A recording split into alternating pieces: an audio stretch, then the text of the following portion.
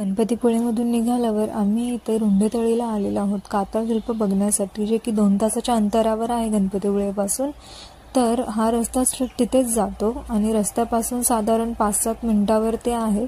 तर आम्ही आत्ता चालत चाललेलो आहोत. सो तुम्ही बघू शकता पुढे.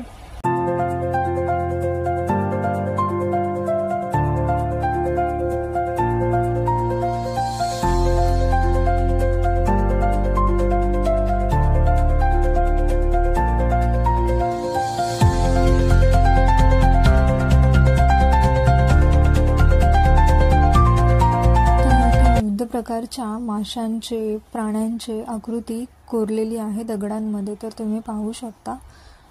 आणि हे शिल्प जवळजवळ असं मानलं जातं की 8 ते 10 हजार वर्षांपूर्वीचे आहेत. तर पाहू शकता तुम्ही. इथे मानवी पाय देखील कोरलेले आहेत दगडांमध्ये, तुम्ही पाहू शकता. आणि हे गोल चक्र असं दिसते, जे मी पहिलंच तुम्हाला दाखवलं, ज्यामध्ये ठिकठिकाणी असे कोरलेले छोटे छोटे आकृती आहेत. त्या बाजूलाच तळी देखील आहेत आणि असं मानलं जातं की ही तळी देखील त्याच काळची आहेत.